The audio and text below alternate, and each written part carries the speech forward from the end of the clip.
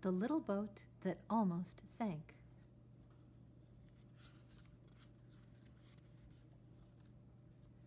I am tired, said Jesus to his friends one evening.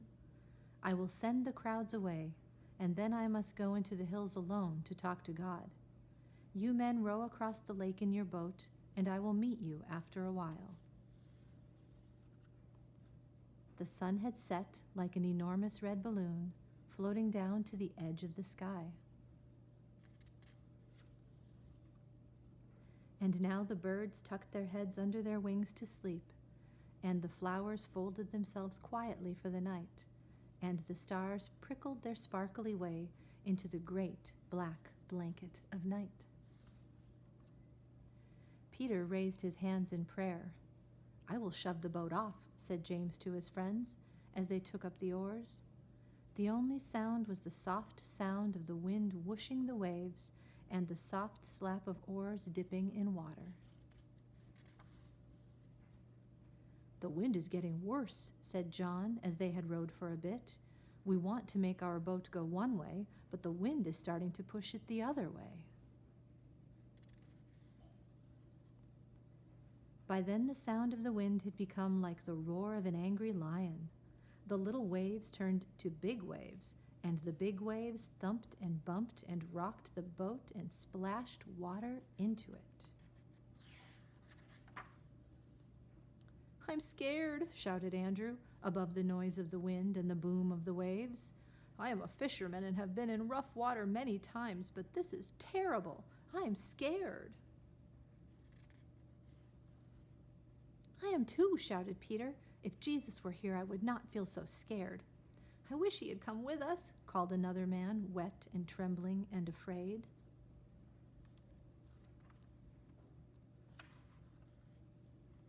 When Jesus looked out from the top of the hill, he could see the boat rocking in the moonlight and all of the men pulling hard at the oars.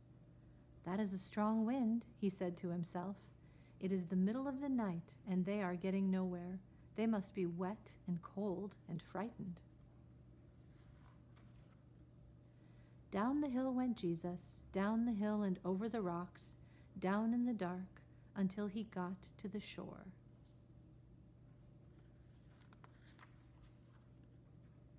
The wind hissed, and the waves roared, and the boat rocked, and the men trembled, afraid.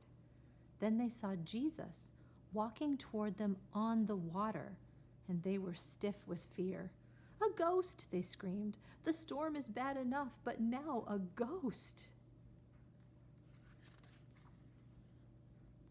But over the hiss of the wind and the boom of the waves, the cries of the men, came a voice they knew. It is I. Do not be afraid. Oh, Jesus, Jesus, called Peter. If that is really you, please tell me to come to you on the water. In the darkness, above the roar of the wind, Jesus said quietly, Come, Peter, come. Peter climbed over the side of the boat, and, looking ahead at Jesus, he felt brave. He took some steps out on the water, but suddenly the waves thundered in his ears, and instead of looking at Jesus, he looked down. I cannot do it, he thought to himself, and began to sink. Lord, help, he cried. Jesus quickly stretched his arm and caught him.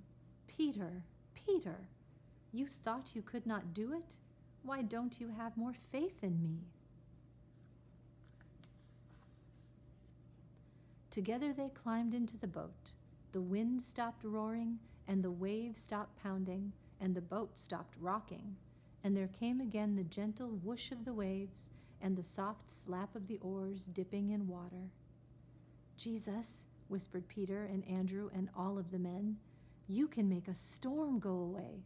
You can make the winds hush. When you are with us, we are not afraid. The end. The little boat that almost sank. It's a great story, and what a story about Peter, who dared to trust God, who said, come, and just walked on water. You know, our God is a mighty God. His hands are on everything. He can stop the storm and just have the sun shine bright.